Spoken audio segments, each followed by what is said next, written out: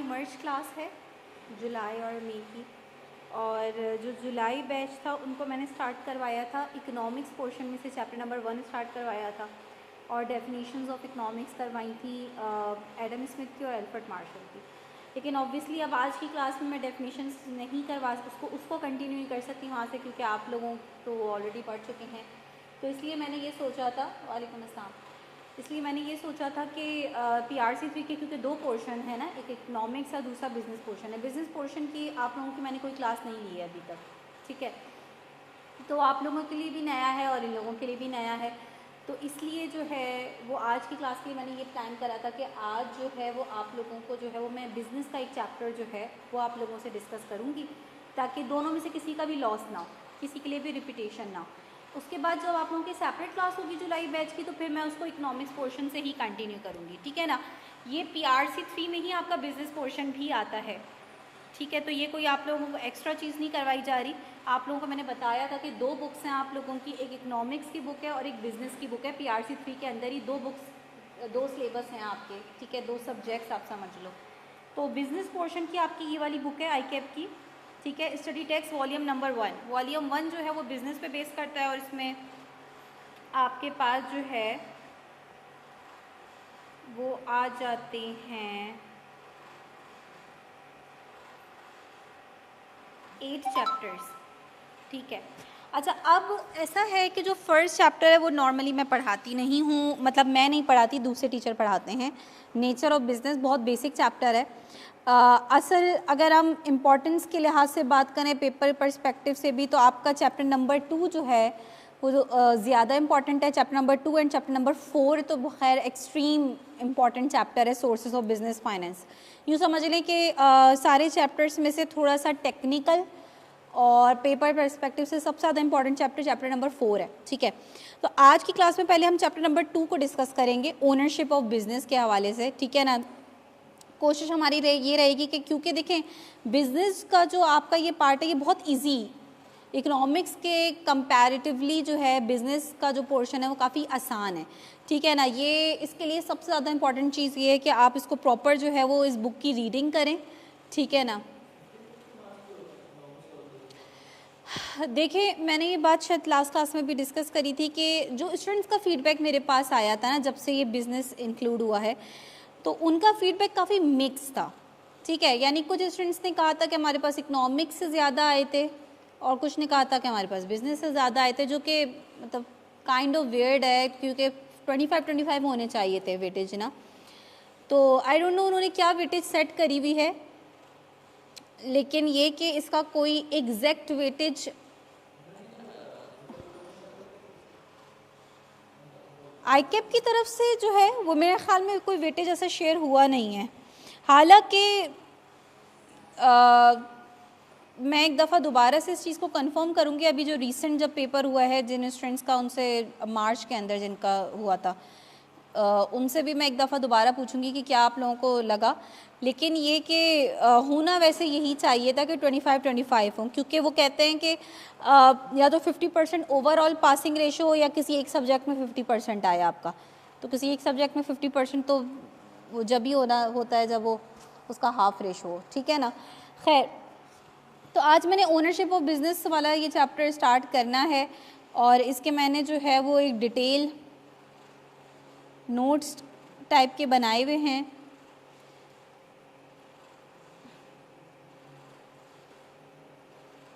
अच्छा, ये notes itself ऐसे हैं कि अगर आप खाली इन नोट्स को भी रीड आउट कर लेना तो इसमें सारी बातें इतनी खोल के, इतनी एक्सप्लेनेशन के साथ लिखी हुई हैं कि आप लोगों को सिर्फ रीड करने से ही आधी से ज़्यादा बात खुद ही समझ में आ जाएगी।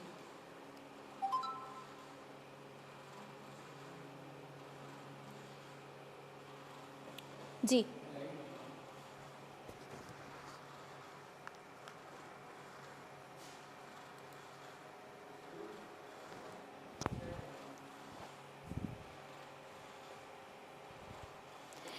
अच्छा जी, तो चैप्टर नंबर 2 जो है ना वो आपका बेस करता है ओनरशिप ऑफ बिज़नेस पे।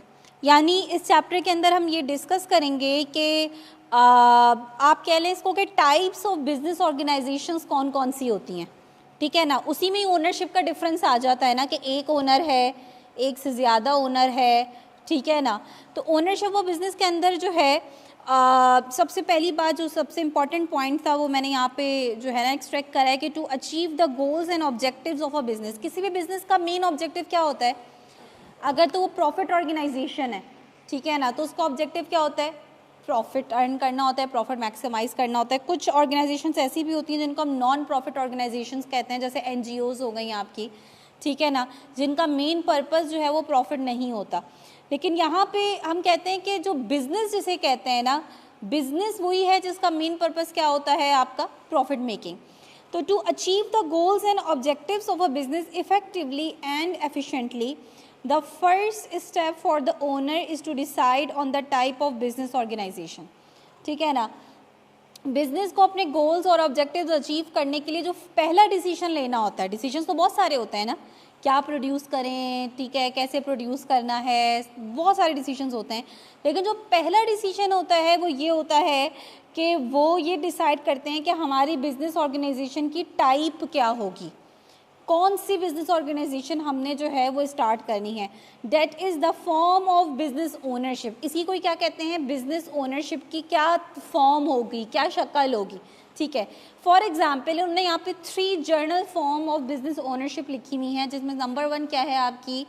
Sole proprietorship. आई थिंक सबको आइडिया होगा कि सोल प्रोपराइटरशिप किसे कहते हैं, जिसमें सिर्फ एक ही ओनर होता है, सारे डिसीजन मेकिंग उसी को लेनी है, ठीक है ना, सारा अगर लॉस होगा तो भी उसका होगा, प्रॉफिट होगा तो भी उसका होगा, ठीक है ना।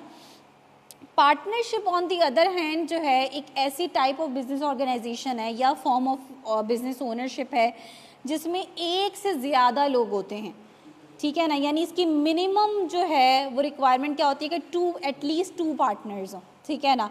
तो मैक्सिमम की भी बात करेंगे कि मैक्सिमम क्या होता है, लेकिन मिनिमम जो है ना, मैक्सिमम नॉर्मली 20 कहा जाता है, बट इट डिपेंड्स के जो है ना वो कुछ सिचुएशन में 20 से ज़्यादा भी हो सकते हैं। तो पार्टनरशिप, बस अभी आप फिलहाल सोल प्रोपराइटर से अगर हम कंपेयर करें तो पार्टनरशिप एक ऐसा बिजनेस ऑर्गेनाइजेशन है जिसमें एक से ज़्यादा ओनर होंगे, ठीक है ना। थर्ड जो हमारे पास आ जाता है वो कहलाता है लिमिटेड लायबिलिटी कंपनी। और इसका जो ये नाम है लिमिटेड लायबिलिटी,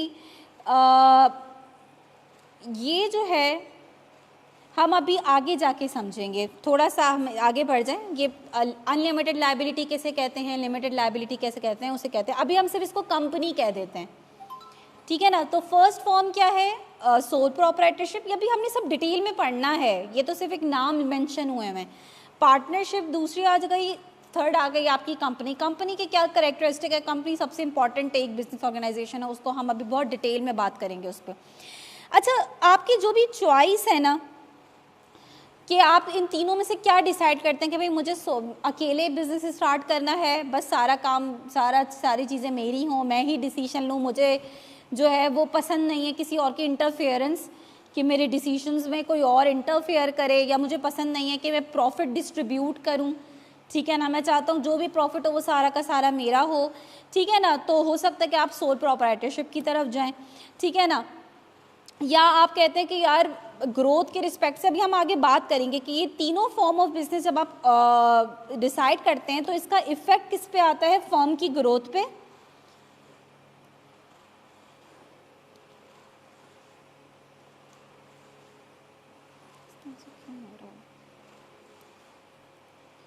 फर्म की ग्रोथ पे, प्रॉफिटेबिलिटी पे, रिस्क पे and overall value.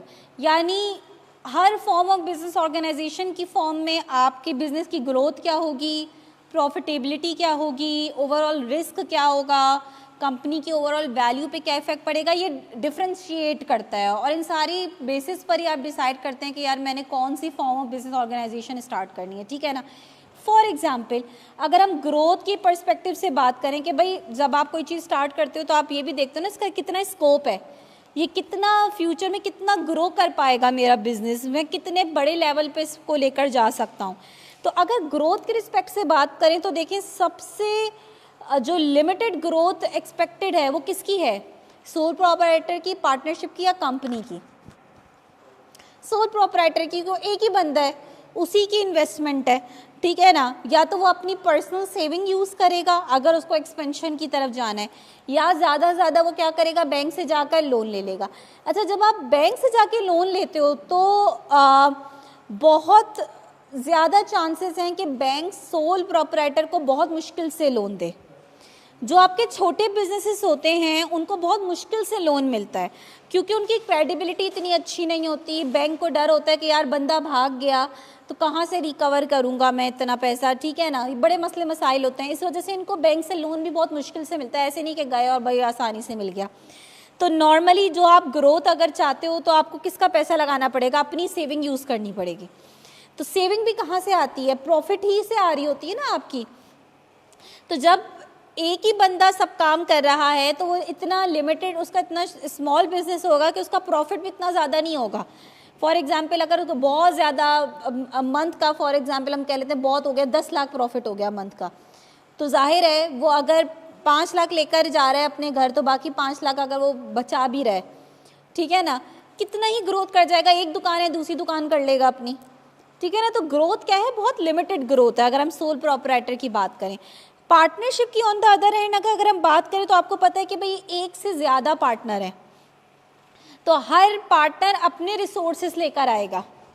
Sole proprietor के अंदर क्या था, एक ही बंदे के रिसोर्सेस थे, ठीक है ना, उसी की सेविंग थी जो यूटिलाइज हो रही थी। लेकिन पार्टनरशिप के अंदर क्या है कि एक से ज़्यादा पार्टनर है, 2 हैं, 3 हैं, 4 हैं, 5 हैं, तो वो सारे के सारे अपने रिसोर्सेज लेकर आ रहे हैं। तो सबके रिसोर्सेज क्या हो रहे हैं, एक जगह पूल हो रहे हैं, तो जाहिर है कि उससे बड़ी इन्वेस्टमेंट हो गई है, बड़ी इन्वेस्टमेंट हो रही है तो जाहिर है ग्रोथ भी ज़्यादा होगी, उसके चांसेस भी ज़्यादा हैं, ठीक है ना। थर्ड आ जाते हैं कॉरपोरेशन पे। अगर हम कॉरपोरेशन या कंपनी की बात करें, एलएलसी क्या है, ये एलएलसी क्या लिखा हुआ है, लिमिटेड लायबिलिटी कंपनी, ये मैंने अभी एक्सप्लेन करना है, इससे परेशान ना हो कि लिमिटेड लायबिलिटी का क्या मतलब है। तो इसका एक सबसे बड़ा फ़ायदा ये कि जो कंपनी है ये शेयर्स इशू कर सकती है। आप सुनते हैं ना स्टॉक मार्केट में डिफरेंट कंपनीज़ के शेयर्स इशू होते हैं, जो उन शेयर्स को बाय करता है वो क्या कहलाता है, शेयर होल्डर कहलाता है, ठीक है ना। तो कंपनी के पास सबसे जो है वो बड़ा सोर्स क्या है कि अगर उसको इन्वेस्टमेंट करनी होती है, उसको फंड्स चाहिए होते हैं, तो वो एक काम क्या करती है, शेयर्स इशू कर देती है, ठीक है ना। दूसरा, अगर कंपनी बैंक के पास भी जाएगी ना तो उसको बड़ा ही आसानी से लोन मिल जाएगा और बहुत अच्छे रेट्स पे मिल जाएगा, क्योंकि बैंक बोलेगा कि यार इतनी बड़ी कंपनी है, इसका तो कोई मसला ही नहीं है, ठीक है, इतनी अच्छी क्रेडिबिलिटी है इसकी, तो वो उसको रिस्क, उसमें क्या होगा, लोन देने में बैंक को अपना रिस्क कम लगेगा, तो वो उसको इजीली लोन मिल जाएगा।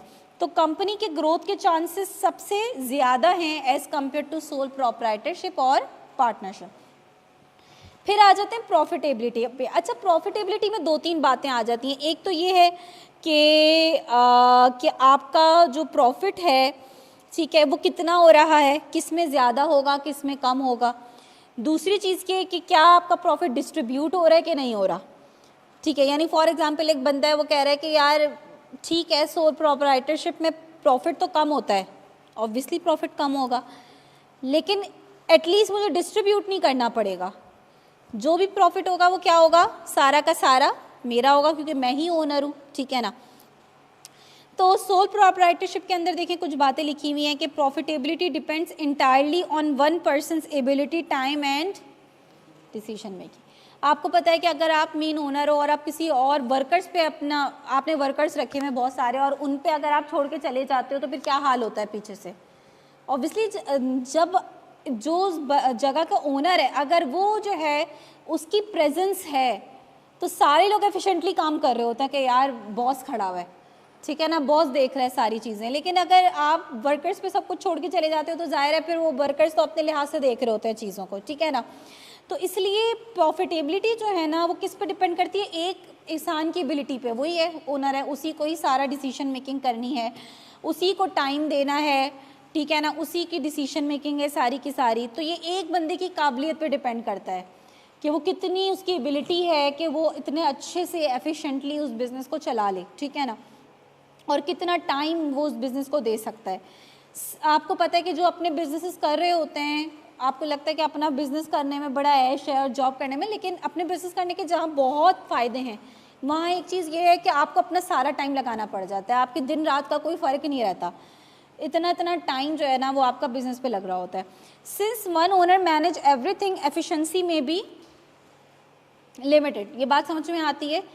एक ही बंदा सारे काम कर रहा है तो ज़ाहिर है एफिशिएंसी क्या होगी, लिमिटेड होगी। अच्छा, जिन्होंने इकोनॉमिक्स पढ़ा हुआ है उनको ये बात पता है कि हमने एक लॉ पढ़ा था आपका चैप्टर नंबर 4 में, लॉ ऑफ वेरिएबल प्रोपोर्शन, जिसमें हमने बात करी थी कि जब आप जो है वो फैक्टर को बढ़ाते हो तो उससे क्या होता है कि डिवीजन ऑफ लेबर अप्लाई होता है, काम डिवाइड होता है, टास्क डिवाइड होता है, और उससे क्या होता है, एफिशिएंसी बढ़ती है। लेकिन अगर एक ही बंदे ने सारा काम करना है तो ऑब्वियसली वो इतना एफिशिएंसी इतना काम नहीं कर सकता, ठीक है ना। एक ही दिमाग है उसका, वो कितना चलाएगा।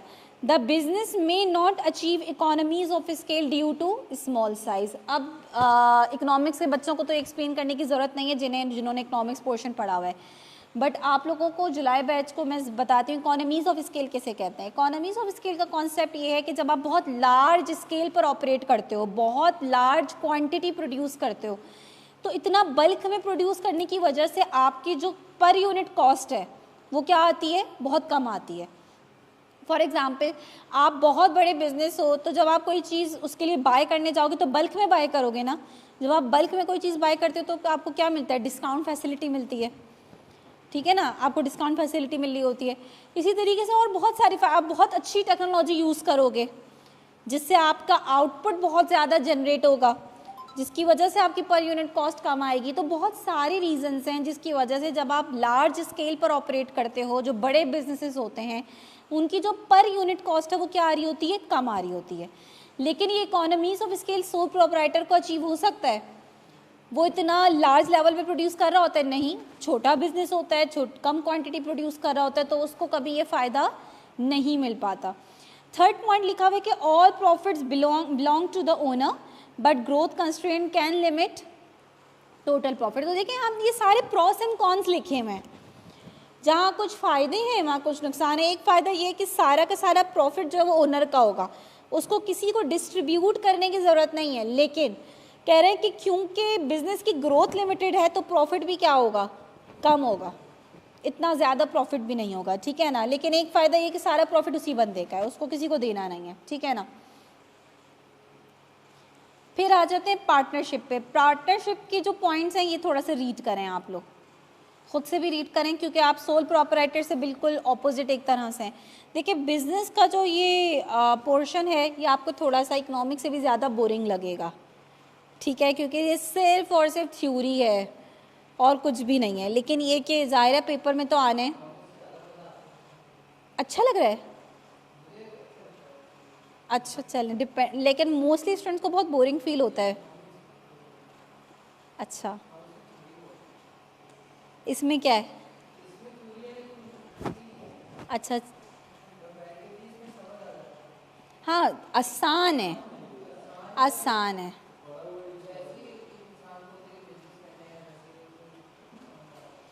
ज़्यादा आपको जो है ना रिलेटेबल लग रहा है, रिलेट करना आपको शायद आसान लग रहा है इस वजह से, ठीक है। पार्टनरशिप के अंदर भाई सोल प्रोप्राइटर के अंदर क्या था, एक ही बंदे की एबिलिटी पे सब डिपेंड कर रहा था।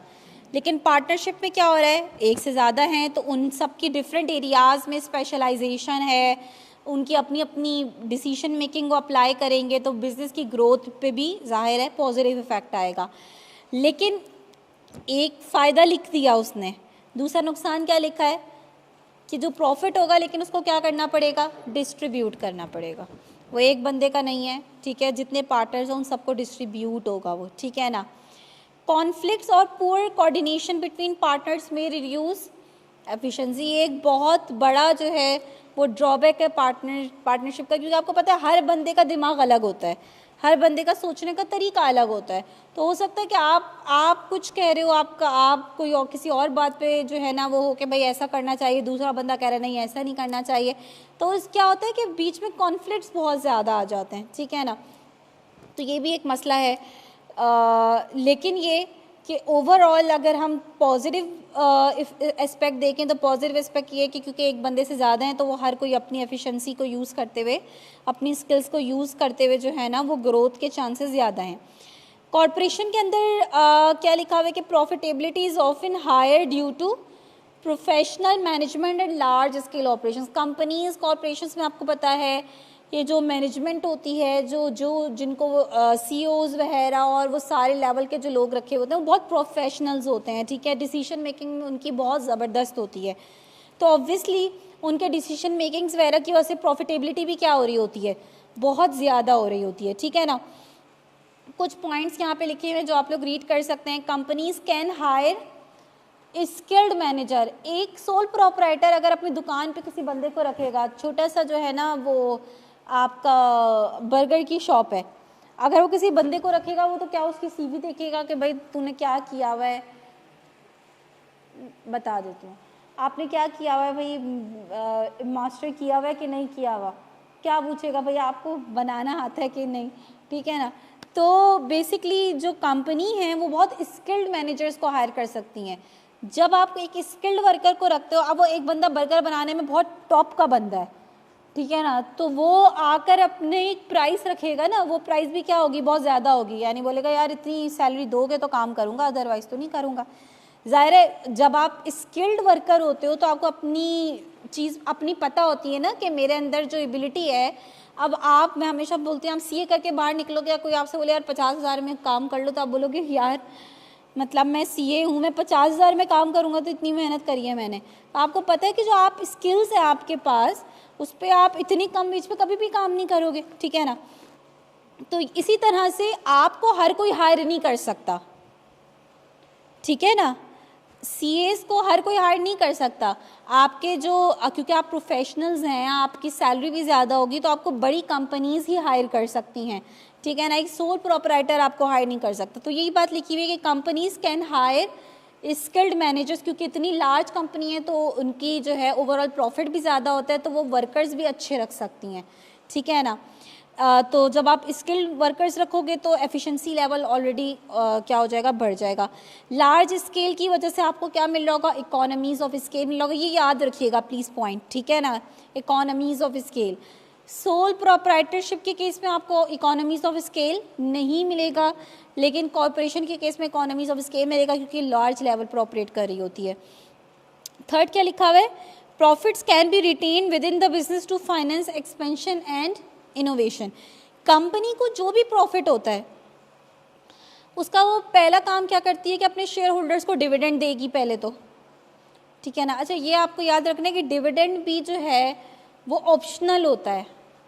ऐसा नहीं है कि आप जिस कंपनी के भी शेयर खरीद लो वो आपको लाजमी है कि डिविडेंड देगी, ठीक है ना, ये कोई लाजमी नहीं है, क्योंकि आप शेयर्स में से किस चीज़ से कमाते हो, उसकी प्राइस से कमाते हो।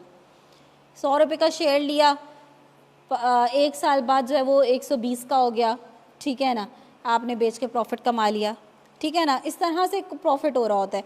तो डिविडेंड ऑप्शनल है, बट बहुत कुछ कंपनीज डिविडेंड भी दे रही होती हैं, ठीक है ना, जो प्रॉफिट का एक पार्ट डिस्ट्रीब्यूट भी करती हैं। डिविडेंड देने के बाद और गवर्नमेंट को टैक्स देने के बाद जो प्रॉफिट बचता है उसको क्या कहते हैं, रिटेन्ड अर्निंग, उसको क्या कहते हैं, रिटेन्ड अर्निंग, ठीक है ना। ये रिटेन्ड अर्निंग उसका क्या होता है, कंपनी अपने ही ऊपर ग्रोथ पे लगा लेती है, ठीक है ना। भाई कोई रिसर्च एंड डेवलपमेंट पे के लिए पैसा चाहिए, अदर एक्टिविटीज़ के लिए पैसा चाहिए, तो क्या है, प्रॉफिट का वो पार्ट एक्सपेंशन पे लगा दिया, ठीक है ना। तो ये क्या होता है, एक्सपेंशन और इनोवेशन को फाइनेंस करने के लिए कंपनीज क्या करती हैं, अपना प्रॉफिट लगाती हैं उसके ऊपर, क्योंकि प्रॉफिट बड़ा है तो एक्सपेंशन भी क्या होगी, उससे ज़्यादा होगी, ठीक है ना। सारी चीज़ें इंटरलिंक्ड है। अच्छा, फोर्थ एलिमेंट जब आप डिसाइड करते हैं कि भाई सोल प्रोपराइटरशिप बिजनेस करना है, पार्टनरशिप या कंपनी, तो जो थर्ड इफेक्ट जिस पे आता है ना वो है आपका रिस्क। रिस्क किस में ज़्यादा है और किस में कम है, इस बात को समझने के लिए आपको अब ये टर्म समझानी पड़ेगी कि एक लायबिलिटी होती है जो कहलाती है अनलिमिटेड लायबिलिटी। ये बहुत इंपॉर्टेंट टर्म है, तो इसको बहुत अच्छे से समझिएगा। एक होती है आपकी लिमिटेड लायबिलिटी। नया आपने जो पार्टनरशिप के हवाले से बोला है, पार्टनरशिप तो अभी मैंने आगे एक्सप्लेन करनी है, ये तो मैं बस ये कह रही हूँ, कुछ इंपॉर्टेंट मेन पॉइंट्स बताए हैं मैंने बस। किसी को इसका डिफरेंस पता है, लिमिटेड लायबिलिटी किसे कहते हैं या अनलिमिटेड लायबिलिटी किसे कहते हैं?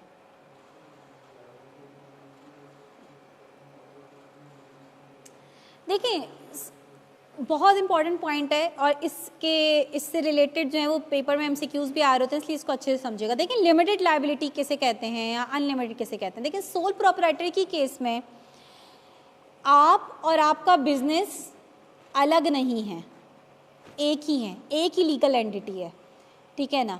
यानी अगर आप बैंक से लोन लेने जाते हो तो बैंक आपके नाम पे लोन दे रहा है आपको।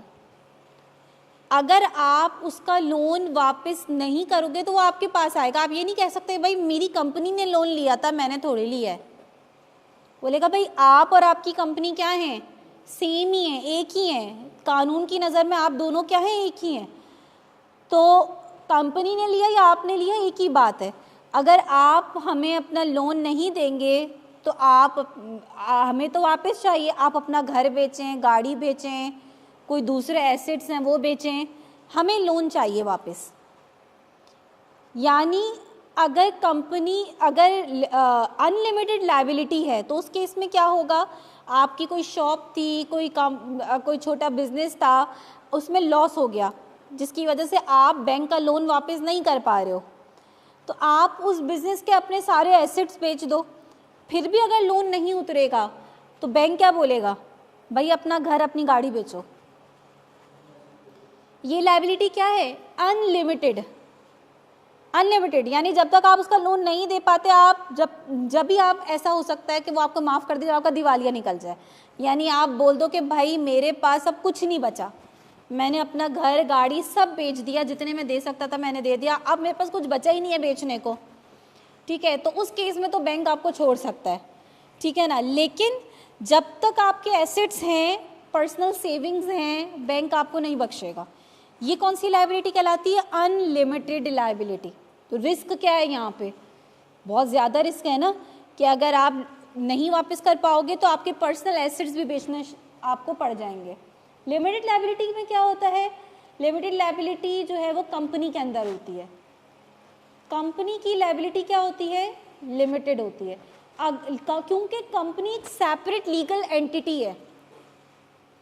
दोबारा बता रही हूँ, सोल प्रोप्राइटरशिप और पार्टनरशिप में क्या था कि अगर आपने लोन लिया है, ठीक है, तो आपका लोन लेना और कंपनी का लोन लेना एक ही बात है। आप और कंपनी क्या है, एक ही हैं। कंपनी के अंदर क्या है, कंपनी के अंदर कंपनी का नाम और उसके जो शेयर होल्डर्स हैं, ये दोनों क्या हैं, अलग अलग हैं। कंपनी एक सेपरेट लीगल एंटिटी है। जब लोन लिया जाता है तो वो कंपनी के नाम पे लोन लिया जाता है कि फला कंपनी ने लोन लिया है। उसमें किसी बंदे का नाम नहीं होता कि फरहान ने लोन लिया है या कासिम ने लोन लिया है, नहीं जी, नहीं, पार्टनरशिप और कंपनी सेपरेट है। पार्टनरशिप में जो पार्टनर्स जो आपस में मिलकर अपने रिसोर्सेज को पूल करते हैं उनको हम पार्टनर्स कहते हैं, और कंपनी के अंदर शेयर होल्डर्स होते हैं। नहीं वो, लेकिन पार्टनरशिप के अंदर भी लायबिलिटी जो है ना अनलिमिटेड है। यानी पार्टनर्स को अपने पर्सनल एसेट्स बेचने पड़ जाएंगे अगर जो है ना कंपनी के एसेट्स इनफ नहीं हैं तो। यानी सोल प्रोप्राइटरशिप के केस में भी और पार्टनरशिप के केस में भी लायबिलिटी क्या होती है, अनलिमिटेड।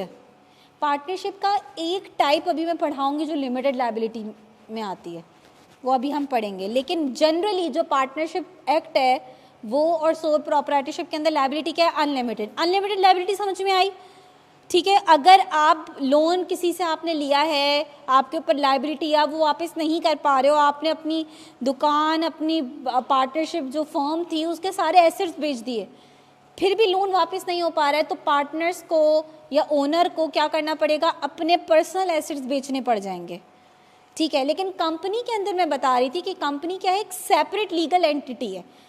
को जब लोन लिया जाता है तो वो कंपनी के नाम पे लोन लिया जाता है, और इन केस कि कंपनी लोन वापस नहीं कर पाएगी तो ज़्यादा से ज़्यादा कितना लॉस होगा, जो कंपनी के शेयर होल्डर्स हैं, कंपनी में जो पैसे लगाते हैं, जो शेयर्स खरीदते हैं कंपनी के, वो क्या कौन कहलाते हैं, शेयर होल्डर्स, ठीक है ना। किसी के पास जो है वो 20% शेयर्स हैं किसी कंपनी के, किसी के पास 10% शेयर्स हैं, किसी के पास 1% शेयर है, डिफरेंट हैं, लेकिन वो सारे के सारे क्या कहलाते हैं, ओनर कहलाते हैं, यानी शेयर होल्डर्स कहलाते हैं, ठीक है ना।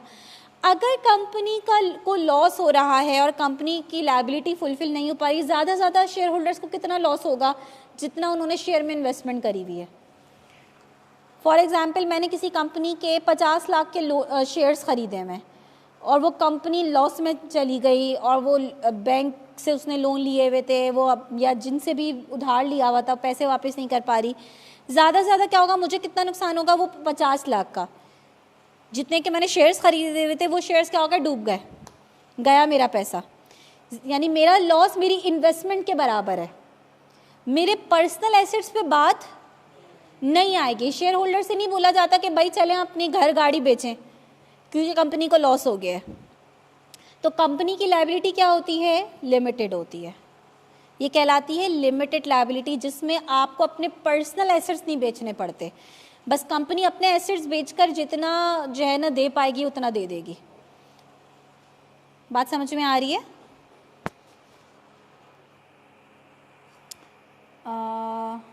हम कहाँ किस में पढ़ रहे थे भाई? अच्छा सॉरी, वर्ड फाइल थी हमारी, ठीक है। तो अब आप रिस्क के अंदर देख लें कि वो क्या लिखा हुआ है। कह रहे हैं सोल प्रोपराइटर के अंदर आपका ओनर की लायबिलिटी क्या है, अनलिमिटेड है, जैसा कि मैंने आपको बताया। If the business fails the owners personal assets can be used to repay that, ठीक है। दैट को रीपे करने के लिए ओनर का अपना घर गाड़ी वगैरह ये सब यूज़ करी जा सकती है।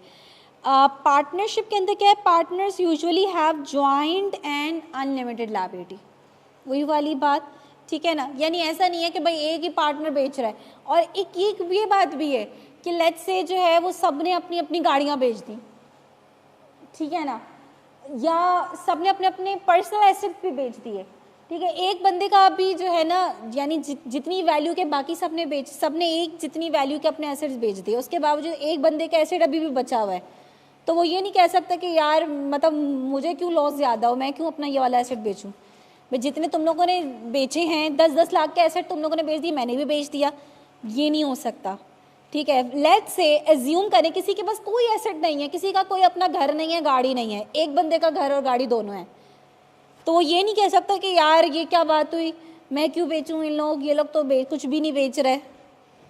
ऐसा पार्टनरशिप के अंदर क्या होता है, जो भी लायबिलिटी होती है क्या होती है, जॉइंट लायबिलिटी, यानी उसको बेचना पड़ेगा, वो ये बात एक्सक्यूज़ ही नहीं कर सकता। इस तरीके से हम आगे पार्टनरशिप के अंदर पढ़ेंगे कि अगर कोई एक बंदा मसला कर जाता है, किसी एक बंदे ने फ्रॉड कर दिया, तो वो सारे के सारों के ऊपर उसका बर्डन आएगा, ठीक है ना। ये नहीं कि बस वो बोलें भाई हमें तो पता ही नहीं इसने किया जो किया है, ठीक है ना। तो पार्टनरशिप है ना, तो खैर ये बात तो आगे आ जाएगी। कॉर्पोरेशन या लिमिटेड लायबिलिटी कंपनी के अंदर क्या लिखा है, जो ओनर्स हैं उनकी लायबिलिटी क्या है, लिमिटेड है।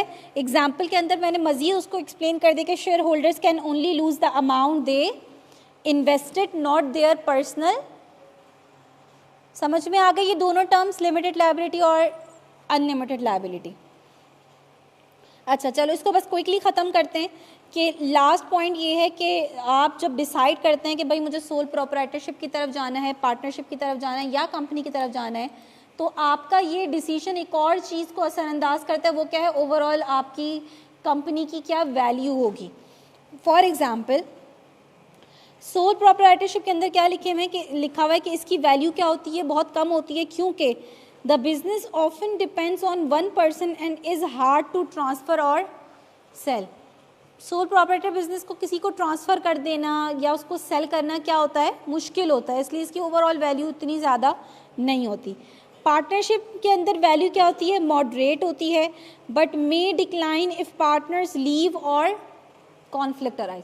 अगर आपस में पार्टनर्स के कॉन्फ्लिक्ट हो जाएंगे, झगड़े शुरू हो जाएंगे, तो भी क्या होगा, ओवरऑल कंपनी की वैल्यू पे इफेक्ट आएगा ना। तीसरा क्या है, कॉर्पोरेशन के अंदर क्या लिखा हुआ है कि इसकी वैल्यू क्या होती है नॉर्मली सबसे ज़्यादा, क्यों। सबसे पहला रीज़न यहाँ पे जो लिखा हुआ है ये बहुत इम्पॉर्टेंट है, ड्यू टू कंटिन्यूटी। भाई लेट्स से एक कंपनी जो है वो आपकी रजिस्टर्ड हुई, ठीक है, इस पर भी बात करेंगे रजिस्ट्रेशन वाले सब कैसे होती है। तो अब स्टार्टिंग में उसके पास लेट्स से 10 शेयर होल्डर्स थे, 10 इन्वेस्टर्स थे जिन्होंने उस कंपनी के शेयर्स खरीदे और वो कंपनी को इस्टेब्लिश करा। अब ये ज़रूरी तो नहीं है कि 10 शेयर होल्डर्स हमेशा उस कंपनी के शेयर होल्डर्स रहें। सम शेयर होल्डर्स तो भाई आपने इस कंपनी के ख़रीदे, इसके बेचे, फलां कंपनी के ख़रीद लिए, शेयर होल्डर्स चेंज होते रहते हैं ना। लेकिन शेयर होल्डर्स के चेंज होने से कंपनी के ऊपर कोई भी इफ़ेक्ट नहीं पड़ता, कंपनी चलती रहती है क्योंकि वो एक सेपरेट लीगल एंटिटी है। पार्टनरशिप के अंदर मोस्टली ये होता है कि अगर ये चीज़ पहले से डिसाइड नहीं हुई हुई कि भाई पार्टनर, अगर कोई फॉर एग्जांपल पार्टनर कोई मर जाता है और अगर ये बात पहले से डिसाइड नहीं हुई हुई है कि भाई मरने के केस में क्या होगा, तो अगर एक पार्टनर मर जाता है तो पार्टनरशिप क्या हो जाती है, डिसॉल्व हो जाती है।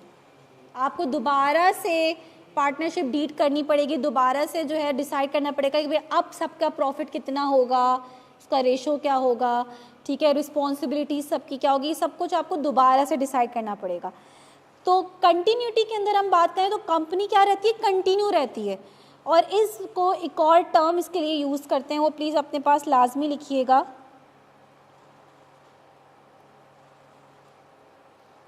इसको हम कहते हैं, मैं एक दफ़ा स्पेलिंग भी चेक कर लेती हूँ, ये कहलाता है परपेचुअल सक्सेशन।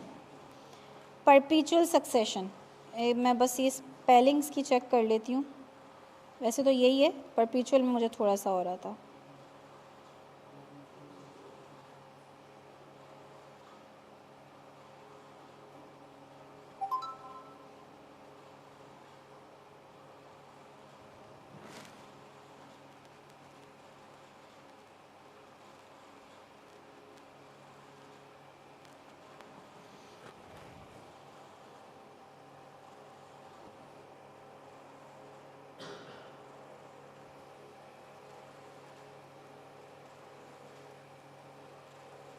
छोटी सी डेफिनेशन भी लिख लें ताकि आप खाली टर्म से तो आपको कुछ याद ही नहीं आएगा कि क्या था।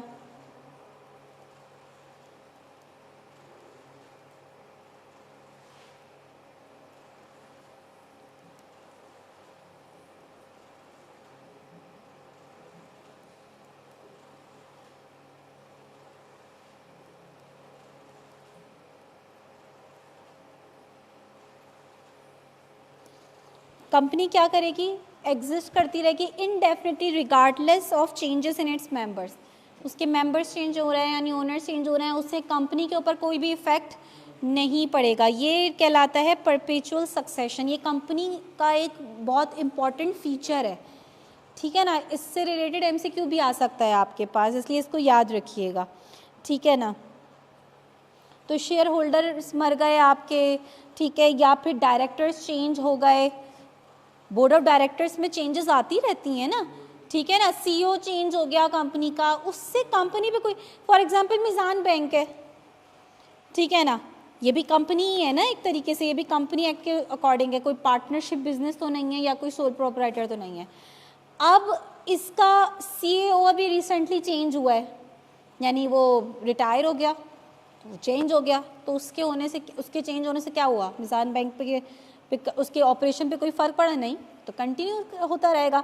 तो शेयर होल्डर्स के चले या शेयर होल्डर्स चेंज होते रहते हैं। कितनी दफ़ा होता है आपने किसी मिज़ान बैंक के शेयर्स खरीदे, फिर आपने कुछ टाइम बाद बेच दिए, अब आप शेयर होल्डर नहीं हैं उसके, तो आपके चले जाने से मिज़ान बैंक पे तो कोई फ़र्क नहीं पड़ा, ठीक है। तो इसी तरीके से जो डिफरेंट आपके कंपनीज़ हैं उन वो कंटिन्यू रहती हैं, उनका एक ये इम्पॉर्टेंट कैरेक्टरिस्टिक है, ठीक है ना। तो कह रहे हैं कि कॉरपोरेशन जो है उसकी वैल्यू ज़्यादा होती है due to continuity, legal identity, ठीक है, एंड लोअर रिस्क, ठीक है, क्योंकि जाहिर है उनकी प्रॉफिटेबिलिटी बहुत ज़्यादा होती है, क्रेडिबिलिटी बहुत अच्छी होती है, तो उनका रिस्क जब भी वो किसी से लोन लेने जाती हैं तो वो रिस्क उसका क्या मेजर करते हैं, लो रिस्क है। उनको पता होता है कि यार ये तो पैसे मिल जाने हैं हमें, कंपनी जो है ना कहीं नहीं भागेगी। कहाँ भागेगी कंपनी, सोल प्रोप्राइटरी तो भाग सकता है ना, कंपनी कहाँ भागेगी, पूरी की पूरी कंपनी है वो, ठीक है। और यही बात इन्होंने लिखी हुई कि investors are more willing to buy shares in a registered company than invest in a. अब एक छोटी एक बंदे की दुकान है, बोला यार मेरे बिजनेस में इन्वेस्ट कर दो, बोलेगा यार तुम्हारे बिजनेस में इन्वेस्ट करने से बेहतर मैं किसी कंपनी के शेयर्स खरीद लूँ, ठीक है ना। ये तुम्हारे बिजनेस में इन्वेस्ट करने का तो बड़ा रिस्क है, कल को तुम लॉस में चले गए तो मेरी इन्वेस्टमेंट का क्या होगा। कंपनी का तो पता है कि नॉर्मली शेयर्स की वैल्यू जो है वो एक पॉइंट पर आकर बढ़ती ही है, अगर टेम्प्रेरी गिर भी रही है, फ्लक्चुएशंस तो आती हैं, लेकिन फिर आगे जाके बढ़ भी रही होती है, तो इतना ज़्यादा रिस्क नहीं होता, ख़ासतौर पे इतना रिस्क नहीं होता कि आपके सारे पैसे डूब जाने हैं, ठीक है ना। अच्छा जी,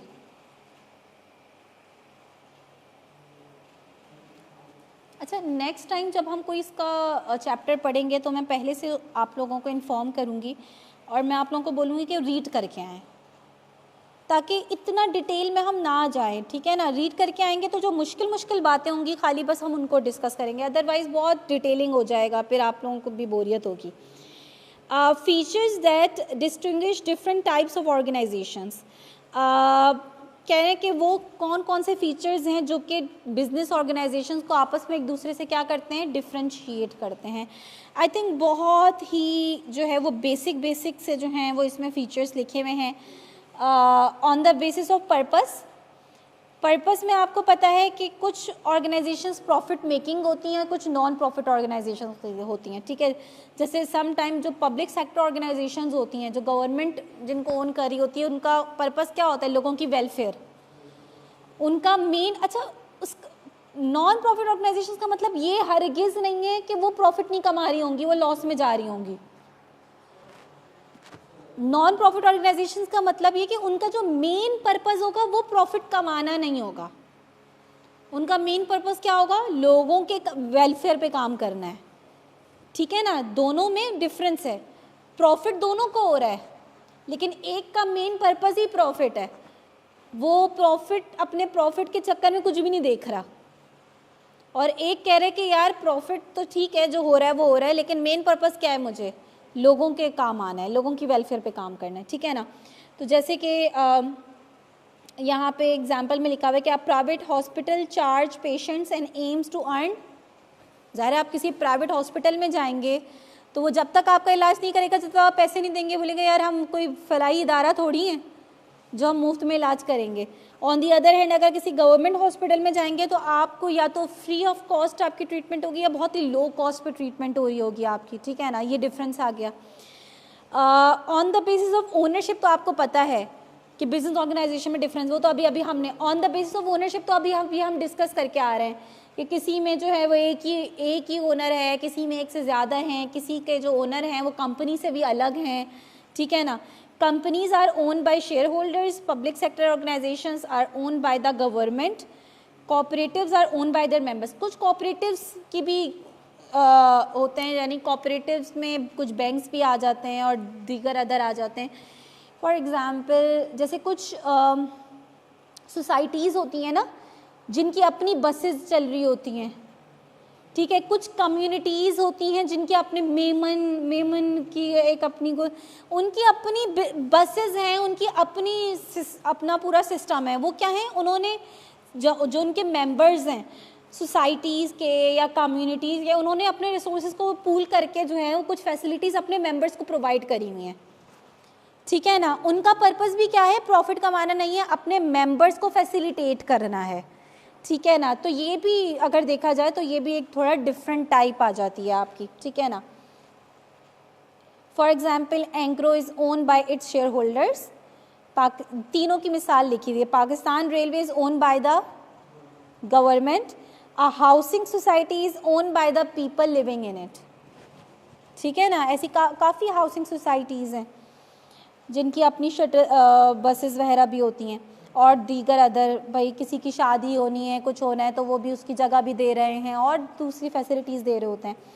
फिर आ जाते हैं फंडिंग की बेसिस पर भी जो है वो आप डिफ्रेंशिएट करते हो एक ऑर्गेनाइजेशन को दूसरी ऑर्गेनाइजेशन से, ठीक है ना।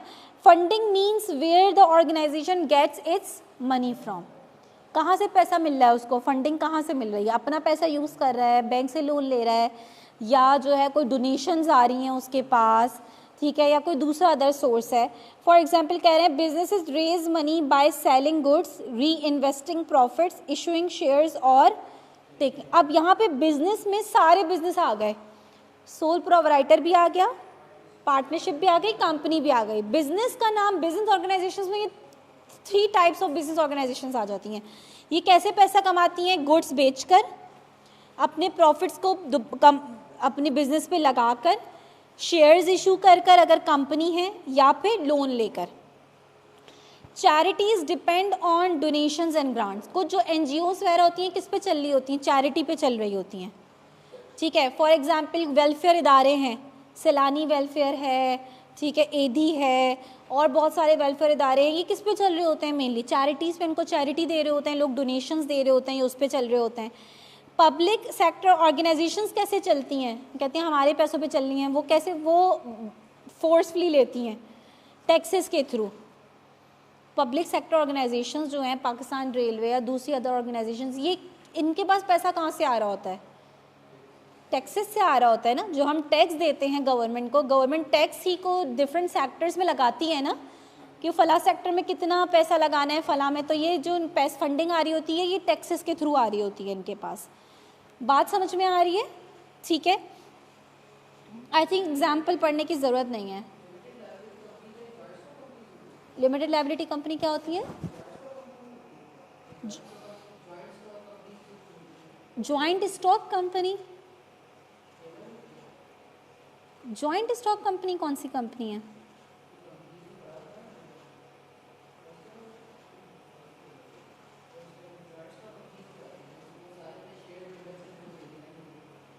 क्या करते हैं? अच्छा, उसमें आप नहीं, मैं पूछ रही हूँ कि आपने उसके फीचर क्या पढ़े थे, तो मैं बताऊंगी। देखिए,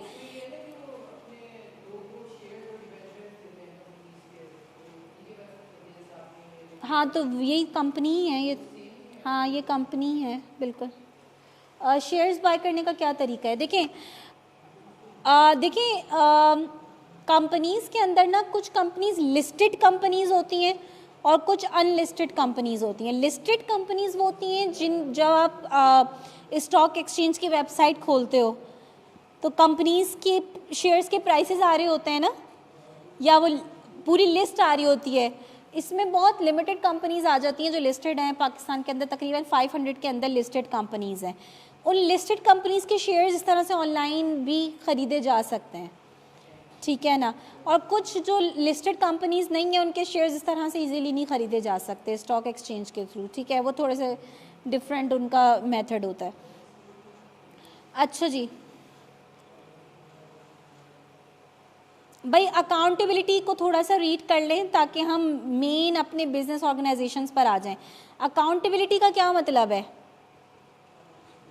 जो ओनर है, जो ऑर्गेनाइजेशंस हैं, वो किसको अकाउंटेबल हैं, किसको जवाब दें, ठीक है ना। अपनी परफॉर्मेंस किसको बतानी है? कंपनी जो है वो कौन चलाता है? शेयर होल्डर्स नहीं चलाते, तभी तो कंपनी एक सेपरेट लीगल एंटिटी है। शेयर होल्डर्स मिलकर बोर्ड ऑफ डायरेक्टर्स वगैरह डिसाइड करते हैं कि बोर्ड ऑफ डायरेक्टर्स कौन होंगे, CEOs कौन होंगे, ठीक है ना। ये सारे इसमें नॉर्मली बोर्ड ऑफ डायरेक्टर्स में शेयर होल्डर्स ही होते हैं, ठीक है ना। और फिर वो डिसीजन लेते हैं कि भाई CEO, CFOs और मैनेजर्स वगैरह ये कौन होंगे, ठीक है ना। बेसिकली जो मैनेजर्स वगैरह हैं वो कंपनी चला रहे होते हैं।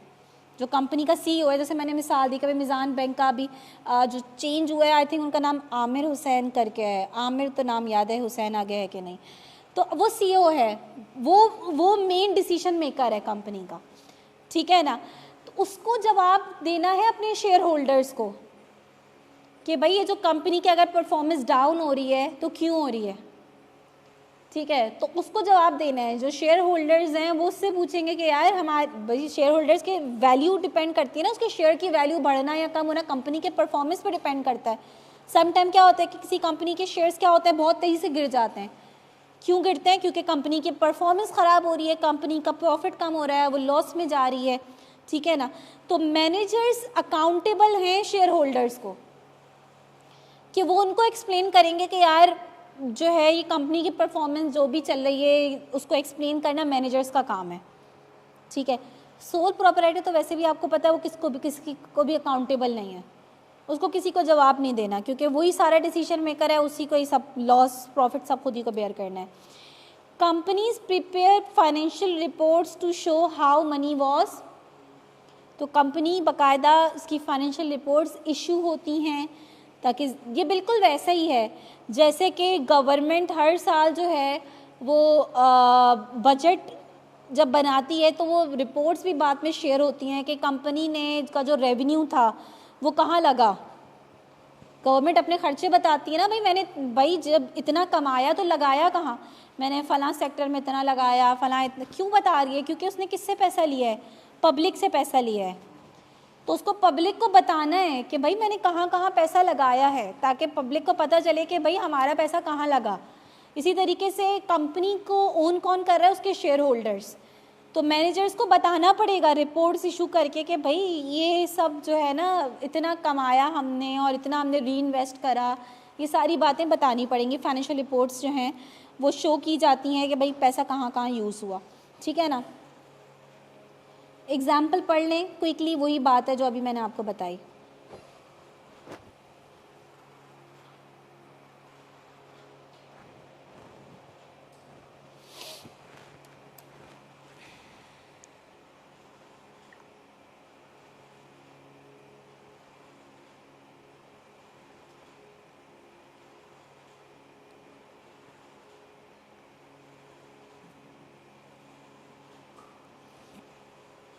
ठीक है, समझ में आने वाली बात है। अच्छा, अब यूँ कह लें कि चैप्टर की मेन बात पे आ जाते हैं। कह रहे हैं जो ऑर्गेनाइजेशंस हैं उनको हम 2 मेन कैटेगरीज में डिवाइड करते हैं, और सबसे मेन कैटेगरी क्या है? Business organisations. जब आप इनको बिजनेस कह रहे हैं तो इसका मतलब इनका मेन पर्पस क्या है? प्रॉफिट कमाना। बिजनेस कहते ही उसे हैं जिसका मेन पर्पस क्या होता है? प्रॉफिट अर्निंग, ठीक है ना। नॉट फॉर प्रॉफिट ऑर्गेनाइजेशंस भी ऑर्गेनाइजेशंस हैं, लेकिन इनका पर्पस प्रॉफिट अर्न करना नहीं है, ठीक है, अदर पर्पसेस हैं। बिजनेस ऑर्गेनाइजेशंस के अंदर जो टाइप्स आ जाती हैं, जनरल टाइप्स, वो कौन कौन सी हैं? वही 3 जो मैंने आपको स्टार्टिंग में बताई। Sole proprietorship, partnership, company. अब देखिए बहुत सारी बातें हम ऑलरेडी पढ़ चुके हैं, समझ गए हैं कि सोल प्रोपराइटर किसे कहते हैं। तो जो अगर इसमें कोई अलग से कोई बात लिखी हुई है सिर्फ मैं उसको बताऊंगी, वरना आगे बढ़ूंगी, ठीक है ना। सोल प्रोपराइटर की मीनिंग क्या है ये मैं आपको बता चुकी हूँ। एक बंदा ओन करेगा, ठीक है, ओनर वर्कर्स रख सकता है लेकिन ओनर वो एक ही होगा, ठीक है ना। सेपरेट लीगल एंटिटी इसकी नहीं है। बिजनेस और ओनर क्या है? एक ही हैं। फॉर्मेशन की अगर बात करें तो हाँ, ये बात बताने की है। अगर आप कोई छोटा सा अपना बिजनेस, कोई बर्गर शॉप या जो है ना कोई दूसरी छोटी सी कोई दुकान खोल रहे हैं, तो उसके लिए आपको कानून की नज़र में कुछ भी किसी के पास जाने की ज़रूरत नहीं है, कोई उसकी रजिस्ट्रेशन की कुछ भी ज़रूरत नहीं है। आपने दुकान ली और काम स्टार्ट कर दिया। इसीलिए सोल प्रोपराइटर बिजनेस स्टार्ट करना क्या है? इस्टेब्लिश करना बहुत आसान है, इजी टू इस्टेब्लिश है। कोई फॉर्मेलिटीज़ नहीं है कि ये पेपर वर्क है, ये फॉर्मेलिटीज़ हैं, फ़लाँ जगह जाकर आपको रजिस्टर्ड करवाना पड़ेगा, कोई इस तरह की फॉर्मेलिटीज़ नहीं है। तो ये इजी टू इस्टेब्लिश है sole proprietorship. No complex legal formalities are required, ठीक है ना। ओनरशिप के हवाले से जो बातें ये मैं आप लोगों को ऑलरेडी बता चुकी हूँ, इसलिए दोबारा रिपीट करके इसको वो ड्रैग नहीं करेंगे। प्रॉफिट की भी बात मैं आपको बता चुकी हूँ कि एक्सपेंसेस माइनस करने के बाद सारा प्रॉफिट किसका होगा? ओनर का होगा। उसको किसी को डिस्ट्रीब्यूट नहीं करना, शेयर नहीं करना। वर्किंग कंडीशंस ओनर के ऊपर डिपेंड करता है, ठीक है ना। किसी दिन आया भाई, पता चला कि भाई मेहमान आ गए घर में शाम में, ठीक है, दुकान बंद कर ही चला गया, मेरा बिजनेस है, मेरी मर्ज़ी जो करूं। या किसी दिन जो है ना वो लग रहा है कि यार अभी अच्छा टाइम है, पूरा दिन आप लगे रहो काम करने के लिए, तो आपके वर्किंग कंडीशन आपके ऊपर है, आप जैसा भी चाहो, ठीक है ना। Must be available all time, क्योंकि मेन डिसीजन मेकिंग आपकी है, वरना वर्कर पूछेगा यार बॉस ये मसला आ गया क्या करना है, आपसे पूछा जाएगा, ठीक है ना।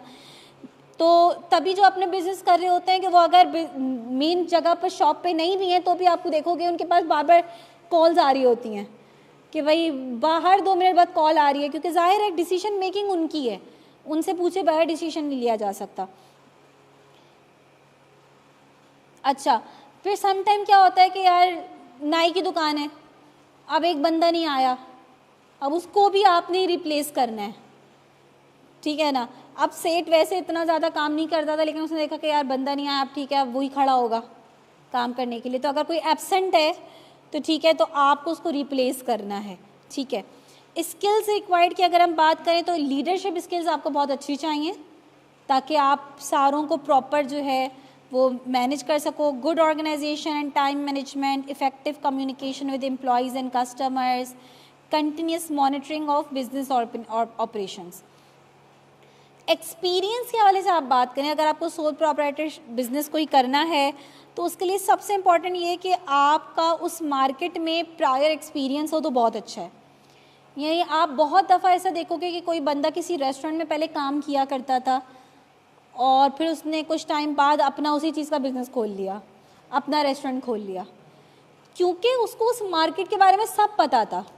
उसको पता था दिन रात रेस्टोरेंट के अंदर आप काम कर रहे हो, आपको पता है किस तरह के कस्टमर्स आ रहे हैं, कस्टमर्स को क्या पसंद है क्या पसंद नहीं है, वो क्या चीज़ डिमांड करते हैं, क्या चीज़ पसंद करते हैं क्या नहीं पसंद, उन आपको हर बात पता है ना। आपको पता है कि भाई इस रेस्टोरेंट के जो है ना, जो ये मेन इसकी डिशेज़ हैं या जो मेन इसका जो है ना कि भाई होता है ना फ़लाँ की मंदी बहुत अच्छी है, फ़लाँ चीज़ बहुत अच्छी है, शौरमा बहुत अच्छा है, XYZ बिरयानी बहुत अच्छी है। तो आपको पता है कि इसके मेन कॉम्पिटिटर्स कौन कौन से हैं। तो आपको अगर पहले से उस मार्केट के बारे में प्रायर एक्सपीरियंस है तो वो बहुत अच्छा है कि आप अपना वो उसी चीज़ का बिज़नेस स्टार्ट कर दो, ठीक है ना। इससे क्या होगा, वही वाली बात है, कस्टमर बिहेवियर आपको पता होगा, कंपटीशन आपको पता होगा कि मेरा किसके साथ कंपटीशन है, और मार्केट कंडीशंस पता होंगी आपको, ठीक है ना। तो पार्टनरशिप में डेफिनेशंस में आई थिंक कोई ऐसी बात नहीं है जो मैं रिपीट करूं। नंबर ऑफ़ पार्टनर्स एक दफ़ा देख लें, मिनिमम 2 हैं, मैक्सिमम यूजुअली कितने होने चाहिए 20, but in some cases exceptions मौजूद हैं हमारे पास। जो प्रोफेशनल फर्म्स हैं जैसे अकाउंटेंट्स, भाई ये आपकी जो बिग 3 हो गई हैं या 4 ही हैं अभी तक, 3 हो गई हैं ना, एक तो आपकी वो चली गई थी ना। तो ये आपकी सारी क्या हैं, प्रोफेशनल फर्म्स है ना, अकाउंटिंग की जो फर्म्स वगैरह हैं, या लॉयर्स की जो कोई उन्होंने पार्टनरशिप कोई स्टार्ट करी हुई है, इसके अंदर 20 से भी ज़्यादा पार्टनर्स हो सकते हैं, एक्सेप्शंस मौजूद है जी। नहीं फर्गुसन तो है ना, क्या हो गया यार, डिलॉयट थी ना, आई थिंक डिलॉयट नाम था, क्या नाम था, हाँ वो गई थी ना मेरे ख्याल में। नहीं फर्गुसन तो है। अच्छा, अब एक बात जो है एक और समझने वाली बात है कि पार्टनरशिप, अगर आपने सोचा कि भाई यार 2 दोस्त हैं, ये कह रहे हैं कि यार बिज़नेस खोलते हैं मिलकर, ठीक है ना। अब उनके पास 2 ऑप्शंस हैं, या तो वो उसको रजिस्टर्ड ना करवाएं, अगर वो चाहें बोले यार क्या ज़रूरत है, बस हमें पता है कि कैसे करना है क्या करना है, छोड़ो रजिस्टर करवाने की, तो वो बग़ैर रजिस्टर किए पार्टनरशिप बिज़नेस स्टार्ट कर सकते हैं। लेकिन अगर ये रिटन एग्रीमेंट नहीं है तो इसके अंदर बहुत सारे जो हैं उसके कॉन्सिक्वेंसेस बहुत ज़्यादा हो जाते हैं। वही एक चीज़ आपने रजिस्टर्ड नहीं करवाई, जब आप रजिस्टर करवाते हैं उस वक्त सारी बातें रिटन फॉर्म में आ जाती हैं ना। वैसे भी मैं आपको यहाँ से एक इम्पॉर्टेंट बात बताऊँ कि इस्लाम के अंदर रिटन एग्रीमेंट जो है वो तहरीरी, कोई भी चीज़ आप अपने भाई से भी पैसा ले रहे हो या दे रहे हो तो हम तो नाराज़ हो जाते हैं ना, क्योंकि हमें जो है ना उसका शऊर ही नहीं है कि भाई इस्लाम हमसे क्या, इसमें ये बात नहीं है कि अच्छा तुम्हें मुझ पर ट्रस्ट नहीं है, ठीक है ना। आगे से आप यही बोलते ना कि वाला अच्छा लिखवाने के और ये सब बातें करो, तो मैं ट्रस्ट की बात ही नहीं है, तो आपको पता है कि बहुत सारे मसले मसाइल हो जाते हैं इवेंचुअली। तो तहरीरी जो चीज़ होती है ना उसके बहुत फ़ायदा है, उसकी इंपॉर्टेंस बहुत ज़्यादा है, इस्लाम भी इस बात पे बोलता है। तो अगर रिटन एग्रीमेंट हो जाता है तो वो क्या होता है, वो स्ट्रांगली रिकमेंडेड है, क्योंकि वो रिटन एग्रीमेंट में आपने उसी वक्त जो बातें करी कि भाई हम लोगों ने डिसाइड करा है कि हमारी रिस्पॉन्सिबिलिटीज़ ये होंगी, हम प्रॉफिट शेयर करेंगे, जितनी भी बातें हैं, ठीक है, वो अभी आगे आएंगी कि कंटेंट क्या होता है पार्टनरशिप एग्रीमेंट का, वो सारी बातें क्या है आपने एक दफ़ा लिखवा दी और वो रजिस्टर्ड हो गई। अब अगर एक पार्टनर आपसे कोई शोर शराबा करता है कोई किसी बात पर, तो आप कहोगे कि यार ये तो रिटन हमने पहले से रजिस्टर्ड है ना, ये सब करवा दिया था हमने पहले इस बात पे एग्री कर लिया था, तो अब वो आगे से कुछ नहीं कह सकता। तो यही बात लिखी हुई है कि a written agreement help avoid conflicts in the future. अगर एग्रीमेंट रिटन फॉर्म में होगा, पार्टनरशिप डीड आप प्रॉपर जाके करवाओगे तो उस केस में कॉन्फ्लिक्ट से बच जाओगे। अच्छा, यहाँ मैं कुछ बातें बता दूँ आपको कि पार्टनरशिप के लिए जो है वो है आप जाते हैं रजिस्ट्रार ऑफ फर्म्स के पास। यार पता नहीं आज मेरी स्पेलिंग्स को क्या हो गया है, मुझे फिर स्टिल लग रहा है कि मैंने रजिस्ट्रार गलत लिखा है। ऐसे ही लिखेंगे, रजिस्ट्रार ऑफ फर्म के पास आप जाते हैं और कंपनी जो है, चेक कर लेती हूँ फिर भी मैं,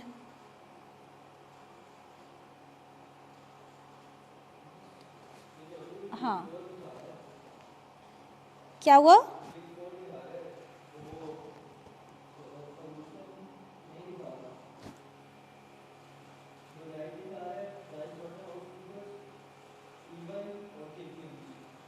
KPMG भी है यार, फर्ग्यूसन है,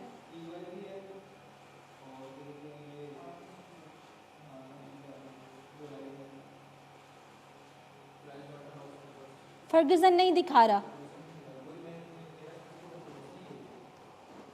एक सेकेंड,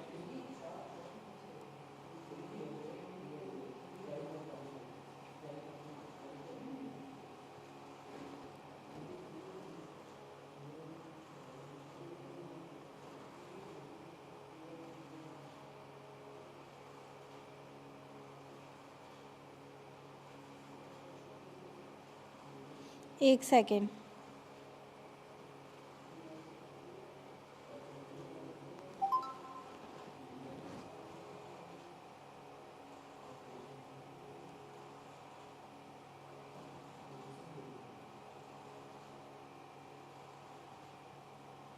चलें एक दफ़ा आप जो है ना वो सर से भी कंफर्म कर लीजिएगा। अच्छा तो ये रिसेंटली हुआ है क्या? रिसेंटली फर्ग्यूसन गया है क्या?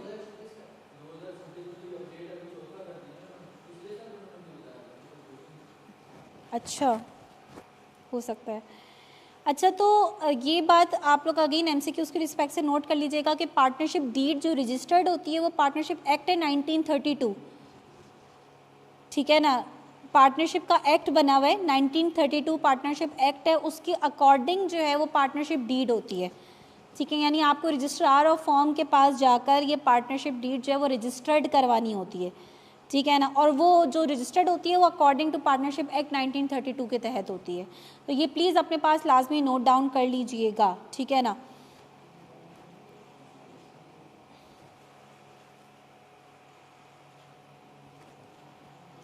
ठीक है, कंटेंट्स पढ़ लें पार्टनरशिप एग्रीमेंट के क्या होंगे। Name of partnership form, purpose क्या होगा बिजनेस का, कैपिटल कंट्रीब्यूशन कितनी होगी हर पार्टनर की, ड्यूटीज़ एंड रिस्पॉन्सिबिलिटीज़ क्या होंगी, प्रॉफिट एंड लॉस रेशो क्या होगा, सैलरी और ड्राइंग ऑफ पार्टनर्स क्या होंगे अगर हुए तो कोई, ठीक है ना।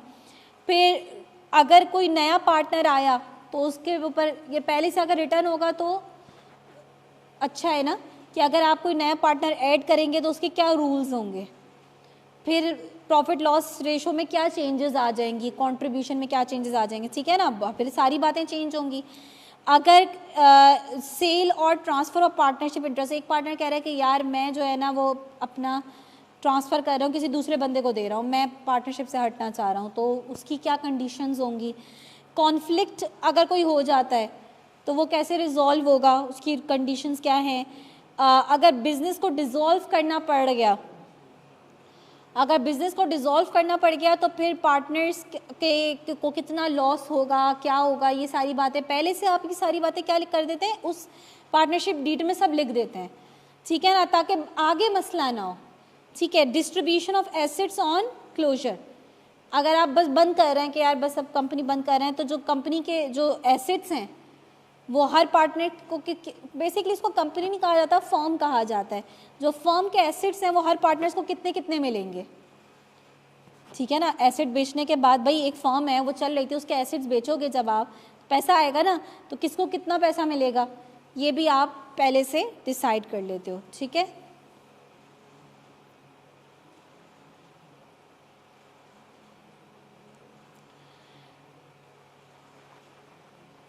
अब आपके कोर्स में पार्टनरशिप की 3 टाइप्स मेंशन की गई हैं, ठीक है। अगेन ये इम्पॉर्टेंट पार्ट है, जो जो इम्पॉर्टेंट चीज़ें उनको मैं अलग से हाईलाइट करती हूँ। कुछ तो बहुत जनरल डिस्कशंस है ना, लेकिन आपको मैंने बताया हुआ है कि बिज़नेस का जो पेपर आता है वो some time line to line आ जाता है, तो आपने बिज़नेस की बुक को बहुत ज़्यादा इम्पोर्टेंस, देखिए ये जो नोट्स है ना कि आपके समझ आने के लिए हैं, ये इस तरह से मैंने इसको डिज़ाइन करा है कि जब आप इसको रीड करें तो आपको बात बहुत आसानी से समझ में आ जाए, हर पॉइंट को खोल के मैंने लिखा हुआ है। लेकिन आपने बिज़नेस की बुक ज़रूर रीड करनी है। इकोनॉमिक्स में तो मैंने फिर भी आपको कह दिया था कि चलिए अगर बुक रीड करने का टाइम नहीं है तो चलें आप छोड़ दें, लेकिन बिज़नेस की बुक आपको लाजमी रीड करनी है, ठीक है ना। तो आज जब आप ये चैप्टर जितना पढ़ के जा रहे हैं आपने इस चैप्टर 2 को लाजमी रीड करना है, ठीक है। अच्छा, 3 टाइप्स ऑफ पार्टनरशिप यहाँ पे आपकी बुक में मेंशन है। नंबर 1 है जनरल पार्टनरशिप, जो मैंने बताया अकॉर्डिंग टू एक्ट 1932 ये रजिस्टर्ड होता है। इसमें जो जितने भी पार्टनर्स हैं वो सारे के सारे मैनेजमेंट में पार्टिसिपेट करेंगे प्रॉपरली, सबकी रिस्पॉन्सिबिलिटीज़ क्या है, अनलिमिटेड, सब रिस्पॉन्सिबल है, ठीक है ना। एक बंदे के मसला कर देने से जो है वो आप ये नहीं कह सकते कि भाई ये रिस्पॉन्सिबल है, सबकी जॉइंट रिस्पॉन्सिबिलिटीज़ हैं और जॉइंट लायबिलिटी है, ठीक है ना। Have unlimited liability, general partnership के अंदर सारे पार्टनर्स की लायबिलिटी क्या होगी, अनलिमिटेड। पर्सनल एसेट्स बेचने पड़ जाएंगे अगर लॉस हुआ तो। Each partner is personally responsible for business debts. Example लिखी हुई है भाई, a law form where all lawyers manage the firms and are fully responsible for its liabilities. दूसरी टाइप आ जाती है जिसको कहते हैं limited partnership. According to my information, और मैंने सर इम्तियाज़ मलिक से भी पूछा था क्योंकि वो तो पढ़ाते ही लॉ हैं, तो उन्होंने कहा था कि इसकी प्रैक्टिकल ऐसे कोई एग्जाम्पल हमें इतनी ज़्यादा नहीं मिलती, ठीक है। उन्होंने एक टाइप तो एक लिख दी है। लिमिटेड पार्टनरशिप वो पार्टनरशिप होती है जिसमें एटलीस्ट आपका एक जनरल पार्टनर होगा और एक लिमिटेड पार्टनर होगा। फॉर एग्जाम्पल 10 पार्टनर्स हैं, 9 पार्टनर्स ऐसे हैं जिनकी लायबिलिटी क्या है, लिमिटेड है। एक पार्टनर वो ज़रूर होना चाहिए जिसकी लायबिलिटी क्या हो, जनरल हो, जो जनरल पार्टनर हो। जनरल पार्टनर किसे कहते हैं, जिसकी लायबिलिटी क्या होगी, अनलिमिटेड, ठीक है ना। अब ये रेशो चेंज हो सकता है, ये जनरल पार्टनर एक से ज़्यादा भी हो सकते हैं, लेकिन इन्होंने मिनिमम की लिमिट बता दी है। भाई लिमिटेड पार्टनरशिप एक ऐसी पार्टनरशिप है जिसमें एटलीस्ट एक पार्टनर की लायबिलिटी क्या होनी चाहिए, अनलिमिटेड होनी चाहिए। वो एक से ज़्यादा भी हो सकते हैं पर मिनिमम एक होने चाहिए। यानी कुछ पार्टनर्स कौन होंगे जिनकी लायबिलिटी लिमिटेड होगी, और कुछ या एक एटलीस्ट पार्टनर वो होगा जिसकी लायबिलिटी क्या होगी, अनलिमिटेड, ठीक है ना। इसमें आप एग्जांपल यूज़ कर सकते हैं। फॉर एग्जांपल एक बंदा है जिसका नाम बहुत ज़्यादा है, बड़ा भाई उसका नाम चलता है, ठीक है ना। आपने बोला यार आप भी हमारे बिज़नेस में एज अ पार्टनर शामिल हो जाओ, वो बोलता है कि यार मतलब मेरे पास तो टाइम ही नहीं होता इतना। आपने बोला ठीक है कोई मसला नहीं है, आप अपना एज अ नाम आपका बहुत है, आप जो है ना एज अ लिमिटेड पार्टनर आ जाए हमारे पास। यानी अगर लॉस भी होता है तो आपका पर्सनल एसेट्स पे बात नहीं आएगी। यानी आपने उसको एक सिर्फ एक गेस्चर के तौर पे, सिर्फ क्योंकि उसका नाम आपको बस शामिल करना है, ठीक है ना। तो कुछ लोगों का नाम के भी वो होता है ना, तो आप इस तरह की कोई एग्जांपल यूज़ कर सकते हैं कि कोई ऐसा पार्टनर जिनमें एक पार्टनर या एक से ज़्यादा पार्टनर वो हैं जिनकी जो जनरल पार्टनर्स हैं। डिफरेंशिएट समझ में आ गया, जनरल पार्टनर किसे कह रहे हैं, जिनकी लायबिलिटी क्या है, अनलिमिटेड, ठीक है ना। और एक या एक से ज़्यादा पार्टनर लिमिटेड पार्टनर हो सकता है जो कि बस जितना उसने इन्वेस्ट किया हुआ है सिर्फ उतनी ही उसका लॉस हो सकता है, उससे ज़्यादा लॉस नहीं होगा उसको। मैंने खैर जनरल पार्टनर और लिमिटेड पार्टनर को उसको समझाया हुआ है। लिमिटेड पार्टनर मैनेजमेंट में पार्ट नहीं लेगा, उसकी लायबिलिटी सिर्फ उसकी इन्वेस्टमेंट तक ही महदूद होगी। और ये कह रहे हैं often used in high risk project. For example एक है डेवलपर और एक है इन्वेस्टर्स। यानी फॉर एग्जांपल कोई फलकनाज ने अपना कोई प्रोजेक्ट स्टार्ट करना है बहुत बड़े लेवल पर, ठीक है, तो ज़ाहिर आपको पता है, या जो आपकी अलगफूर वगैरह हैं, अलगफूर का आपने नाम सुना होगा, ये पूरी सोसाइटी पूरा वो बनाते हैं ना, ठीक है ना। हाँ, मुख्तलिफ़ जगहों पर बना रहे हैं। अब उसमें जो है वो दुकानें कमर्शियल भी हैं और आपका रेजिडेंशियल भी है, अब घर भी हैं और फ्लैट्स भी हैं, बहुत सारे बड़े लेवल पे इन्वेस्टमेंट है ना। एक तो होता है उसमें डेवलपर जिसने डिसाइड करा ना, अलगफूर का जो मेन बंदा है ज़ाहिर है उसमें वो भी, अब मुझे नहीं पता वो पार्टनरशिप के ऊपर है चल रहा है या सोल प्रोपराइटर, वैसे सोल प्रोपराइटर बहुत मुश्किल ही है। हाँ, तो जो मेन लोग हैं वो उनकी पार्टनरशिप क्या होगी, वो जनरल पार्टनर होंगे, वो मैनेजमेंट में भी सारा उनको हिस्सा लेना है, ठीक है, रिस्क भी बेयर करना है, लेकिन उनको अब इन्वेस्टमेंट की ज़रूरत होती है ना, उनको इन्वेस्टमेंट की ज़रूरत होती है। तो अब जब वो इन्वेस्टर्स को इनकरेज कर रहे होते हैं कि यार इन्वेस्ट करें, हमें पैसों की ज़रूरत है, तो इन्वेस्टर्स को वो ये कहते हैं कि यार आपकी पार्टनरशिप से आपकी जो रिस्क है वो सिर्फ आपके इन्वेस्टमेंट तक है, इन केस कोई मसला हो जाता है और हमारा प्रोजेक्ट नहीं, कितने प्रोजेक्ट्स हैं जो इनकम्प्लीट पड़े हुए हैं सालों से, उसमें अभी तक आबाद ही नहीं हुए हैं, ठीक है, तो अगर आपको लॉस होगा तो आपका उस इन्वेस्टमेंट के बराबर होगा। अब आप लोगों ने पता नहीं देखा हो या ना देखा हो, मुझे एक जगह बहुत पसंद आई थी पर्सनली, हम लोग जो है ना वो अपने चेंज करना है हमें घर, तो हम उस चक्कर में देख रहे थे, तो खैर, तो गुलशन मेमार की साइड पे जो है, आप यूँ कह लें कि गुलशन मेमार का ऑपोजिट कहें उसको, अगर आप लोगों ने देखा हो तो वासी करके जो है ना, वासी कंट्री नाम था, वासी करके नाम था ना, वो पूरी जैसे छोटी सी उन्होंने सोसाइटी टाइप की बनाई हुई है, लेकिन उसमें सारे के सारे फ्लैट्स भी हैं बट मोस्टली नीचे के घर हैं, और उसके बराबर में एक और है अल मलिक करके नाम है ना। अच्छा, अब वो अल मलिक सोसाइटी है और एक वासी सोसाइटी है, ठीक है ना। हाँ, मेमार के अंदर नहीं आता, लेकिन वो, हाँ, मेमार के आसपास का एरिया है, मेमार के अंदर वो काउंट नहीं होता। अच्छा, मैंने वहाँ पे एक अलग से बात हो गई, लेकिन मैंने वहाँ पे एक नोट किया कि दो सोसाइटी साथ साथ बनी हुई है, जो मलिक सोसाइटी है, मलिक या अल मलिक करके नाम है उसका, उसके जो रोड्स वगैरह हैं वो भी कोई बहुत इतने ज़्यादा नहीं है, लेकिन वहाँ पे लोग बहुत ज़्यादा रह रहे हैं, ठीक है, लेकिन जो वासी country on the other hand, उसका रोड मतलब इतना आइडियल जगह लगेगी जब आप फर्स्ट टाइम जाओगे, उसके रोड बहुत प्रॉपर बने हुए हैं, घर बहुत ज़बरदस्त उन्होंने बनाया हुआ है बिल्डर ने, लेकिन वहाँ जो है ना आपको लगेगा जैसे इंसान ही नहीं है कोई, बहुत इक्का दुक्का जो है ना वो लोग आबाद हुए हैं अभी तक। आई डोंट नो उसके पीछे क्या रीज़न है, किसी को समझ भी नहीं आती। आप रियल इस्टेट्स के पास जाओ तो वो भी बोलते हैं यार हम इस पे काम नहीं करते, मतलब वहाँ जाओ तो ऐसा लगता है कि कोई अलग ही सी फिज़ा है, बिल्कुल खामोशी, ठीक है। कुछ लोगों को खामोशी अच्छी लगती है, कुछ लोगों को बड़ी डिस्टर्बिंग लगती है कि यार अजीब ही रात का टाइम ऐसा लगे बस हम ही रह रहे हैं, हालांकि लोग रह रहे हैं वहाँ पे, लेकिन बहुत कम पोजेशन दी है बिल्डर ने। आई डोंट नो उसके पीछे क्या रीज़न है कि उसने पोजेशन ही नहीं दी। और नहीं, आपको उतना सस्ता नीचे का घर शायद ही कहीं मिले।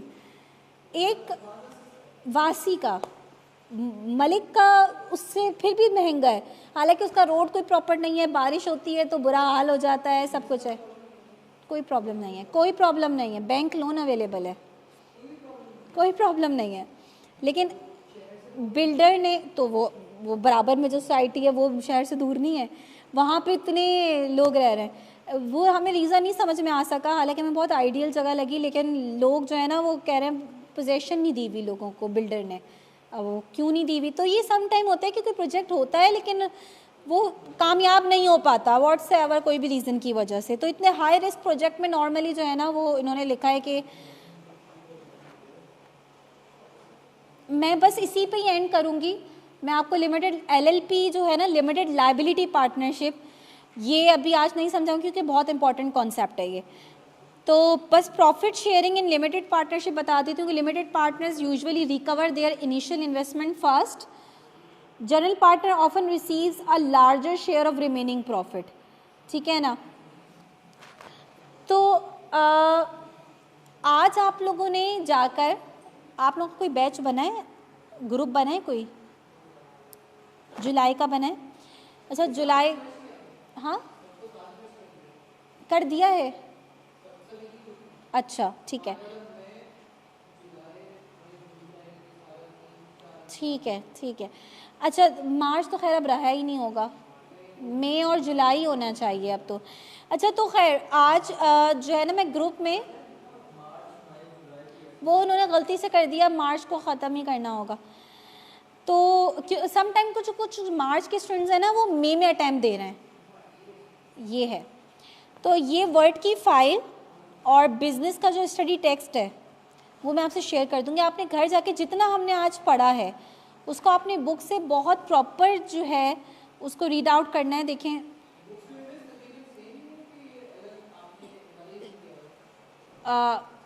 बल्कि बुक आपको इसमें जो है ना वो थोड़ी सी शॉर्ट लगेगी, मैंने उसको हर पॉइंट को एलैबोरेट करा हुआ है, लेकिन आपने बुक को हाईलाइट करना है, उसके मेन जो आपको लाइन लगे कि यार ये इंपॉर्टेंट लाइन लग रही है आप उसको हाईलाइट करें। ठीक है, तो ये आपका चैप्टर नंबर 2 है जो मैंने आज आप लोगों को पढ़ाया है। और कहाँ तक पढ़ाया है, ये फर्स्ट पेज है, तो सिंपल ऑर्गेनाइजेशन की डेफिनेशन है, बट आप इसको लाजमी हाईलाइट करिएगा, डेफिनेशंस भी आ जाती हैं। अब आप बुक से देखेंगे तो आपको लगेगा यार ये तो बहुत ही कम पढ़ा है हमने ये पढ़ा है टाइप्स ऑफ बिजनेस ऑर्गेनाइजेशंस। इसमें हमने ये 4 पॉइंट्स पढ़े हैं। हमने बिजनेस ऑर्गेनाइजेशंस में सोल प्रोप्राइटरशिप कंप्लीट पढ़ लिया है, और पार्टनरशिप के अंदर हमने यहाँ तक पढ़ लिया है। ठीक है, ये जो इन्होंने लास्ट एक लाइन लिखी है ना कि there are also limited liability partnership LLPs, ये हमने अभी नहीं पढ़ा। इससे पहले तक हमने 2 जनरल पार्टनरशिप पढ़ ली और लिमिटेड पार्टनरशिप पढ़ ली है। ठीक है, तो इसको बुक से अच्छे से रीड करके आइएगा और मेरे नोट्स को भी अच्छे से गो थ्रू करिएगा। कुछ बातें जो मैंने अलग से बताई हैं अपने पास लिख लीजिएगा। पार्टनरशिप एक्ट 1932 है जो जनरल पार्टनरशिप एक्ट है, उसको लाजमी अपने पास मेंशन कर लीजिएगा। और वो कहाँ रजिस्टर होता है, रजिस्ट्रार ऑफ फर्म्स के पास होता है, क्योंकि कंपनीज़ को जो देख रहा होता है वो SECP देखता है, तो वो मैं जब पढ़ाऊँगी तो वो मैं लिखवा दूँगी आप लोगों को। ठीक है ना, चलें इंशाल्लाह नेक्स्ट क्लास जो होगी वो बिज़नेस की ही करते हैं, मर्ज अगर मर्ज होगी तो वो इसी चैप्टर को हम कंप्लीट करेंगे। ठीक है, और लास्ट उसमें क्या क्या MCQs आए हैं और आ सकते हैं उसको भी थोड़ा डिस्कस कर लेंगे।